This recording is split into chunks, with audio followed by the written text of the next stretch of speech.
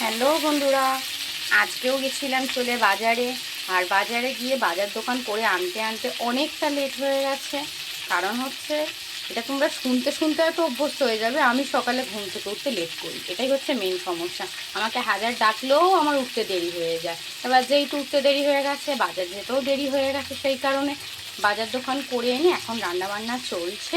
তাই আজকে রান্নার মধ্যে হবে ফুলকপি, আলু, টমেটো দিয়ে একটা তরকারি, মাছ দিয়ে আর কাটাপোনা মাছ দিয়ে।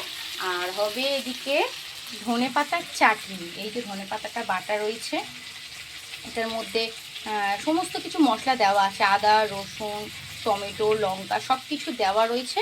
শুধু এটা পেঁয়াজ কুচি করে ভেজে তারপর এটাকে দিয়ে ভালো করে কষে রান্নাটা করব। খুব সুন্দর খেতে লাগে, আমার খুব ভালো লাগে ধনেপাতার চাটনি।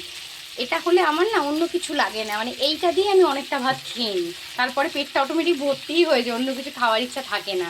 আমার খুব ভালো লাগে এটা। এটা করব। আর বাজারে গেছিলাম, তাই এখানে একটু অল্প করে চিংড়ি মাছ, কাটাপোনা মাছ, আর এদিকে এটাকে কি বলে জানো, কী মাছ, খয়রা মাছ, এই রকম 2-3 রকম মাছ আপাতত অল্প অল্প করে এনে রাখলাম। কারণ সত্যি কথা বলতে রোজের রোজ বাজার যাওয়াটা সম্ভবত হয় না নানান কাজের মধ্যে। তাই যেদিনকে যাই অন্তত এনে রাখলে বেশ কদিন তো এই মাছগুলো দিয়ে হয়ে যায়, তখন আর যাওয়ার ঝামেলাটা থাকে না। ওই জন্যে যখনই যাওয়া হয় বাজারে একটু মাছ এনে রাখা করার চেষ্টা হয়। আচ্ছা, আর এদিকে ফুলকপির তরকারি হওয়ার জন্যে জিরে, তারপর ধনে, আদা এসব বেটে রেখে দিয়েছি মশলাটা।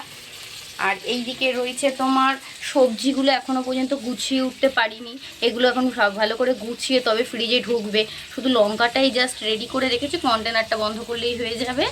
এইদিকে সমস্ত সবজি, ফুলকপি থেকে শুরু করে যত সবজি টুকটাক নিয়ে আসা হয়েছে, কচু, টমেটো, শসা, মূলো, সব কিছুই এখন আদা, রসুন সব প্যাকেটেই রয়েছে। এগুলো আস্তে আস্তে করে সব গুছিয়ে তারপর ফ্রিজে ঢোকাতে হবে।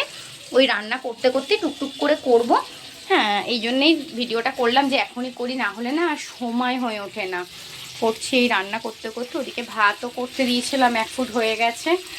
আর এই দিকে রয়েছে এখানে আমার এইখানে বার করা রয়েছে আইস প্যাকটা। এটাও বার করার কারণ হচ্ছে, বিগত অনেক দিন ধরেই আমার শরীরটাও ভালো না, তাই এখন কোমরে ব্যথাটা অনেকটাই কমেছে এই আইস প্যাকটা লাগিয়ে। তাই এই রান্না করতে করতে এটা বার করে রেখেছি, একটু কাজের ফাঁকে যদি সময় পাই এটাও করে নেবো, লাগে একটুখানি শেকটা দিয়ে নেবো।